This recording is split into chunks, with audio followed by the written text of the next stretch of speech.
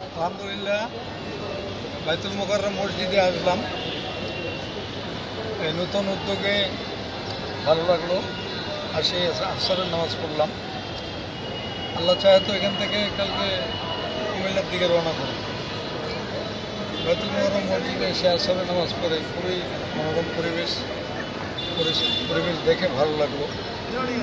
আর গোটা দেশটাই এখন একটা আনন্দে একটা উদ্বেলিত অবস্থায় আছে। এই অবস্থায় খুবই ভালো লাগলো। মানে ঢাকায় এসে এত সুন্দর ফ্রিলিভাবে কোনোবার আমি অন্তত 20টি বছরের ভিতরে কোনোবার এই পরিবেশ হয়নি, এত সুন্দর লাগেনি। আল্লাহর রহমতে এখন ভালো আছি। বাইতুল মোকাররম মসজিদ থেকে আমি আল্লাহর দরবার দোয়া করি, আল্লাহ জাতীয় মসজিদের এই সুন্দরতম মোনাজাতটি কবুল করো। টেকনাফ থেকে তুলিয়া গোটা বাংলাদেশটাতে 68,000 গ্রামে ইসলামের বিজয়কে তুমি নিশ্চিত করে দেওয়া। এই ফরিয়াদ জানাই আল্লাহ রাব্বুল আলামিনের দরবারে।